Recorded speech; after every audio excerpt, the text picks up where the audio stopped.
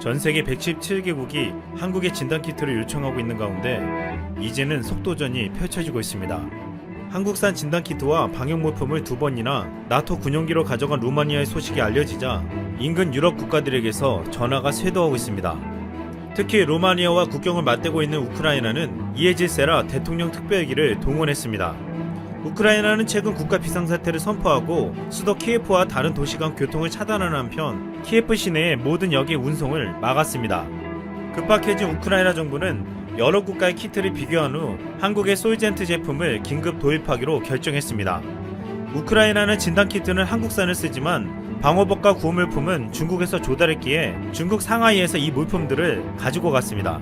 솔젠트는 항공편을 통해 이미 상하이에 진단키트를 보낸 상태였습니다.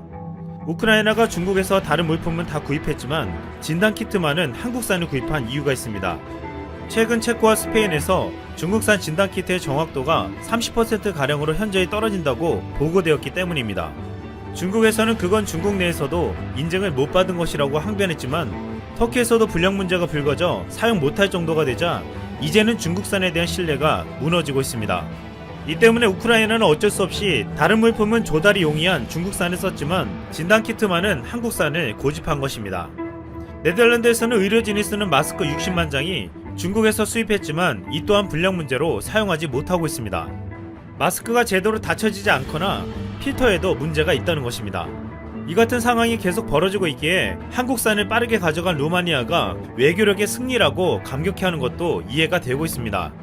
지난 27일 루마니아 근처의 리투아니아도 문재인 대통령에게 전화를 걸어왔습니다. 기타나스 나우세다 리투아니아 대통령은 한국과의 보건당국 및 전문가 간 협의 채널 개설 등을 통해 대응 경험을 배우기를 희망한다고 밝혔습니다. 무엇보다 통화를 요청한 나우세다 대통령은 통화에서 한국의 진단키트 및 의료물품 구입을 희망한다고 밝혔습니다. 이에 문 대통령은 여력이 있는 대로 도움을 줄 수 있도록 검토하겠다고 답했고, 나우세다 대통령은 지난해 10월 사적으로 방한했던 경험을 전하면서 향후 기회가 닿는 대로 공식 방한하고 싶다고 말했습니다. 이스라엘은 진단키트를 수입하는데 정보기관 모사드를 동원해 10만 개를 외국에서 은밀하게 들여왔다고 보도했습니다. 어디에서 들여왔는지 출처를 밝히지 않았지만 국내 시젠 대표 인터뷰에서 이스라엘이 100% 시젠의 제품을 쓰고 있다고 했습니다. 현재 각국의 민간항공기가 제대로 운영되지 않고 한국산 진단키트를 받기가 쉽지 않은 상황이 되자 모로코는 기발한 방법을 고안해냈습니다. 한국이 아프리카에 거주하는 국민을 귀국시키는 특별기 편을 통해서 진단키트를 보내달라고 한 것입니다. 주한 모로코 대사가 직접 방문해 긴급 요청한 것으로 모로코는 10만 명 분량의 진단키트를 이 같은 방법으로 극적으로 공급받게 되었습니다. 전 세계는 지금 진단키트뿐만 아니라 방호장비나 의료물품 부족에도 시달리고 있습니다. 인도네시아에서는 방호복이 없어 파란색 비닐 우비를 입고 환자들을 이송했습니다. 이에 인도네시아는 한국의 현지 봉제업체들이 본국에 보내기 위해 제작한 수량 일부를 사들여 보급했습니다. 현재 한인 봉제업체 6곳은 한국에서 원단을 들여와 다시 우리나라로 보낼 방호복 220만 벌을 만들고 있는데 이 중에서 인도네시아 정부가 5천 벌을 구입한 것이었습니다. 지금 미국은 트럼프 대통령이 직접 한국의 진단키트와 의료 물품에 대한 요청을 할 정도로 어려움에 처해 있습니다. 28일 진단키트를 생산하는 국내 생산업체 3곳의 제품이 미국 식품의약부 긴급사용 승인 절차상의 사전 승인을 획득했다고 밝혔습니다. 이제 앞으로 환자가 폭증하고 있는 미국에게 한국의 진단키트가 대거 수출될 것으로 보이고 있습니다. 진단키트뿐만 아니라 현재 미국에서 가장 시급한 것이 인공호흡기로 수량이 부족해 의사들이 누구를 살려야 할지를 결정해야 할 정도가 되고 있습니다. 미국의 한 응급의학 의사는 매일 밤 퇴근하면 두 환자 중 누구를 선택해야 할지에 대해 고민한다고 말했습니다. 이탈리아는 이미 인공호흡기 부족으로 60세 이상은 인공호흡기 치료를 중단하고 있습니다. 이에 트럼프 대통령은 국방물자 생산법까지 발동하여 GM의 인공호흡기를 신속히 생산하라고 압박하고 있습니다. 미국의 인공호흡기가 부족하고 트럼프 대통령이 요청이 있자 한국의 인공호흡기 기업 메가이 CS가 주목받고 있습니다. 메가이 CS는 지난 1998년 설립된 중환자용 의료기기 전문 개발 기업으로 호흡치료 분야의 원천 기술을 확보했습니다. 2000년대 초반 막대한 연구개발비를 투입해 국내 최초로 인공호흡기를 개발하여 주로 터키, 인도, 일본 등에 인공호흡기를 수출하고 있습니다. 최근 미국 진출 역시 추진 중인 상황이었는데 트럼프 대통령이 요청이 있기에 철저한 준비를 통해 미국 수출을 준비한다는 계획을 세우고 있습니다.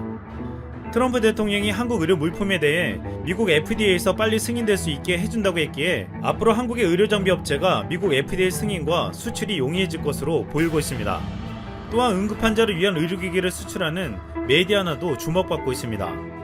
메디아나는 산소포화도 측정기, 인공호흡기, 심장충격기 등 필수 의료장비를 제조해 수출하는 업체인데 최근 전세계 상황으로 인해 주문이 쇄도하며 특별 연장 근무 인가를 받아 응급의료 장비들을 풀가동 생산하고 있습니다.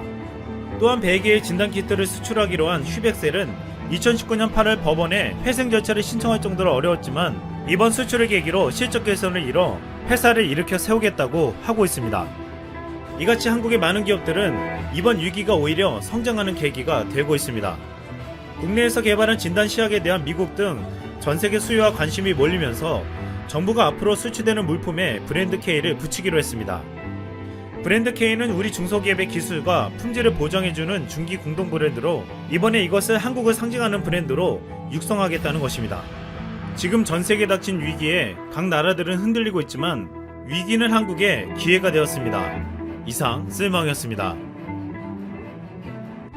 안녕하세요. 즐거운 라디오입니다. 오늘도 제 방송을 들어주셔서 진심으로 감사드립니다. 바쁘시겠지만 좋아요, 알람, 구독 한 번씩 꼭 부탁드립니다. 저에게 정말 큰 힘이 됩니다.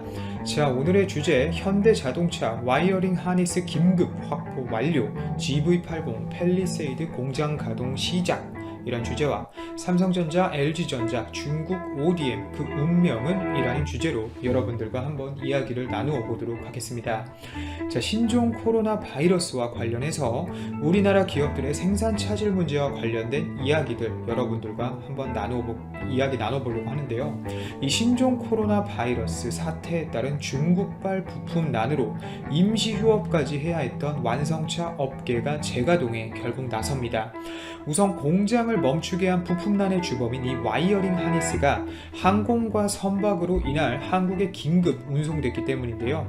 부품업체인 이 THN, 이 중국 산둥선에서 생산한 이 와이어링 하니스 생산 물량을 웨이하이 공항에서 출발해 낮 12시 30분께 인천공항에 도착했고, 이 칭다오 공항에서 탑재한 경신의 같은 부품도 오후 7시께 인천공항으로 들어왔습니다. 특히 우리나라 정부는 이 완성차 공장 가동을 위해 항공편으로 운송해 오는 이 중국산 자동차 부품에 대해 관세를 낮춰줄 방침까지 동원하는데요.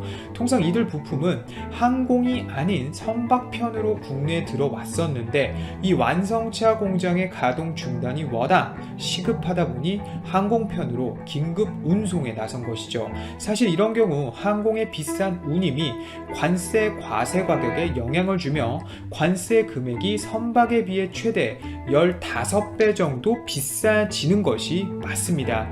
하지만 이날 홍남기 부총리 겸 기획재정부 장관은 항공편으로 들어오는 자동차 부품의 과세 가격을 낮춰 선박편 관세와 똑같은 세금을 낼 수 있도록 검토하겠다고 밝혔기 때문에 아마도 이 관세적인 문제에 대해서는 정부가 충분히 이해해 줄 것 같고요.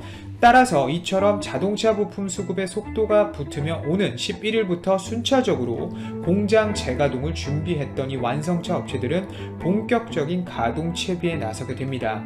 우선 지난 7일과 이날 대부분의 라인을 세운 현대자동차의 경우 11일부터 가동을 재개하는데요. 부품 수급 상황을 고려해서 이 인기차종 생산 라인 먼저 가동을 재개하고 상용차 등 비주력 생산 라인은 휴업을 연장하는 방식이고요. 구체적으로는 이 GV80과 산타페 등을 생산하는 울산 2공장은 11일부터 곧바로 가동을 개개하고 팰리세이드 등을 생산하는 울산 4공장은 12일부터 가동을 재개한다고 합니다. 반면에 조금은 안타깝지만 울산 1공장 그리고 5공장은 12일까지, 울산 3공장은 13일까지 휴업을 연장한다고 하네요. 기아차도 소렌토, 셀토스 등 인기차종을 생산하는 화성, 광주 1공장은 11일부터 재가동에 들어가지만 소아리, 광주 2공장은 13일까지 휴업을 연장하기로 했습니다. 아무래도 이 중국 와이어링 하니스가 공장 가동률이 올라가 부품이 제때 수급되면 다른 공장들도 순차적으로 조업이 정상화될 것 같은데요. 생산이 정상화되면 이 GV80을 비롯해 팰리세이드, 그랜저 등 고객 주문량이 밀려있는 차량도 앞으로 속속 출고된다고 합니다. 또 최근 이 GV80의 출시가 아주 현대에게 있어서 한 이슈였고, 현대 자동차로서는 이 제네시스 브랜드의 첫 SUV였기에 절대 놓쳐서는 안 되는 문제라 GV80 생산과 특히 인기차종인 팰리세이드 생산에 사활을 걸 것으로 보입니다. 그리고 두 번째 주제라고 볼 수 있는데, 삼성전자, LG전자 같은 경우는 ODM과 관련된 이야기를 좀 제가 소개해 드리려고 합니다. 자, ODM이라고 하면 대부분의 청취자 여러분들께서는 OEM은 좀 들어봤는데 ODM은 뭐야? 라고 이야기하실 수 있어요. 자, ODM은 제품 개발부터 디자인, 생산까지 맞는 외주 방식이에요. 이 외주 방식으로 주문자는 브랜드만 붙여 파는 방식이라고 보시면 됩니다. 자, 대표적인 회사가 어디죠? 중국 샤오미입니다. 샤오미는 윙테크와의 협업으로 인도 등 신흥 시장에서 점유율을 빠른 속도로 끌어올리고 있죠. 이 ODM을 활용해서. 그런데 이 ODM 업체인 방금 말씀드렸던 이 윙테크에게 좋지 않은 소식이 있습니다. 스마트폰 ODM 업체인 이 윙테크와 화치는 중국 정부의 지침에 따라 춘제 휴무 기간을 늘려서 지난 9일까지 공장 가동을 중단했는데, 이 화친 공장에 있는 장시성 난창과 광둥성 동과는 주민들의 외출을 통제하는 봉쇄 조치를 내려버린 것이죠. 결국 정리하자면 지금 이 ODM 업체에서 일할 사람이 없다는 이야기입니다. 문제가 되는 부분이 바로 이 부분인데요. 삼성전자와 LG전자의 스마트폰 ODM 업체가 바로 앞서 말씀드린 이 윙테크와 방금 봉쇄당했다는 이 화친이라는 것입니다. 스마트폰은 삼성전자와 LG전자가 중국과의 경쟁에서 살아남기 위해 ODM을 적극 도입하고 있는 분야입니다. LG전자는 중가 모델인 이 Q시리즈와 저가 모델인 X시리즈, 해외에서는 K시리즈인데 이 K시리즈의 ODM을 활용하고 있고, 삼성전자는 갤럭시 A6S를 시작으로 지난해 갤럭시 A60 그리고 갤럭시 A10s 등의 이 ODM 제품을 도입했죠. 자, 신종 코로나 사태가 장기화될 경우 이들 저가형 모델의 공급난이 예상되는 부분이 바로 이 부분입니다. 두 회사는 현재 중국발 신종 코로나가 ODM 업체에 미치는 피해 상황을 예의주시하고 있는데요. 삼성전자 관계자는 저가 제품에 한해 제한적으로 ODM을 도입하고 있기 때문에 당장 큰 영향은 없지만 장기화될 가능성에 대비해 피해를 최소화하기 위한 방안을 모색 중이라고 말하고 있을 정도로 나름 신경이 안 쓰인다고는 하지만 신경은 쓰고 있다는 거고요. 이런 상황이지만 ODM은 두 회사에게 있어 절실합니다. 우선 양사는 ODM 비중을 공식적으로 밝히지 않고 있지만 모두 이를 확대해 나가려고 행동 중인데, 삼성전자는 현재 연간 판매량의 약 10%, 약 3천만 대로 알려진 ODM 비중을 추후에는 30%까지 늘릴 것이라는 전망이 나오고 있고요. LG전자는 올해 안에 ODM 비중을 절반가량 약 2천만 대까지 늘린다는 계획입니다. 삼성전자와 LG전자가 스마트폰 ODM을 확대하는 가장 큰 목적은 바로 뭘까요? 원가 절감입니다. 스마트폰 시장이 사실상 이제 포화를 넘어서 최근 역성장하는 가운데 중저가 스마트폰의 원가 절감을 통한 수익성 개선 전략이 필수적이었죠. 즉 ODM을 통해서 말이죠. 그런데 이번 신종 코로나 사태로 타격을 입을 수 있다는 이야기죠. 자, 스마트폰만이 아닙니다. 가전제품의 생산도 중국의 ODM 또는 OEM, EMS, 전자제품 위탁 제조를 통하는 비중이 높아지고 있는 것이 현실입니다. 삼성, LG 두 회사가 중국에 위탁 생산하는 제품 품목이나 비중은 대외비로 공개되지는 않았지만 선풍기 같은 소형 가전과 해외 판매용 40인치 이하 TV 등이 주로 위탁 생산되는 것으로 알려져 있는데요. 문제는 이런 위탁 생산이 중국에 지나치게 쏠렸다는 것을 업계에서도 알고 있지만 현재로선 중국을 대체할 뚜렷한 대안이 없다는 것입니다. 물론 뜨고 있는 신흥 시장이 베트남, 인도 등이 있을 수 있지만 아직까지 생산 기술력이 최근 중국의 실력만큼 올라오지 않았다는 점도 문제죠. 임금이 아무리 오르긴 올랐지만 그래도 중국은 노동력이 아직까진 저렴하기도 하고 베트남에 비해 기술력이 월등하죠. 스마트폰 생산 능력을 가진 소수의 국가 중 가장 매력적 위협적인 조건을 가진 것이 사실입니다. 원자재, 부품, 인력, 물류 등 모든 생산 인프라가 갖춰져 있는 것이 중국이기 때문에 위탁 생산에 절대적으로 유리한 것이 사실이고, 한국뿐 아니라 전 세계 글로벌 기업들이 리스크를 안고 중국에 진입하는 이유가 왜겠습니까? 애플이 왜 중국에서 생산을 하겠어요? 아무리 우리가 중국 안 된다, 믿을 수 없다 하지만 이 가져올 수 있는 이득, 이런 팩트는 애플도 찾고 우리나라 업체들도 찾는다는 것이죠. 이 와중에 또 삼성전자와 현대자동차가 협력사에 돈을 긴급 지원하겠다고 나섰는데요. 우선 삼성은 신종 코로나 바이러스 감염증 확산으로 어려움에 처한 협력회사의 애로사항을 해소하기 위해 긴급 지원에 나섰습니다. 삼성은 조업 중단, 부품 조달 등으로 애로를 겪고 있는 이 협력회사의 경영 안정을 위해 2조 6천억 원 규모의 자금을 지원하겠다고 밝혔는데요. 자금 지원에 참여하는 계열사는 삼성전자를 비롯해 삼성디스플레이, 삼성전기, 삼성 SDI, 삼성 SDS, 삼성물산 등입니다. 현대자동차 또한 이 정의선 부회장이 협력사가 가장 최우선이다라는 의사를 밝히면서 1조 원 규모의 긴급 지원을 하겠다고 또 밝힌 상태죠. 두 회사 모두 우리나라 대한민국을 대표하는 기업이고, 협력사가 무너지면 두 회사 모두 힘들어진다는 것을 알고 있기 때문에 이렇게 먼저 나서는 모습을 보이네요. 모쪼록 신종 코로나와 관련된 사태가 조속히 해결되길 바라고, 경제적인 부분에 있어서도 우리나라에게 큰 타격을 주지 않길 바라며 이만 방송 마치도록 하겠습니다. 오늘도 제 방송을 들어주셔서 진심으로 감사드리고 이만 방송 마치도록 하겠습니다. 도움이 되셨다면 좋아요, 알람, 구독, 댓글 한 번씩 꼭 부탁드립니다. 감사합니다.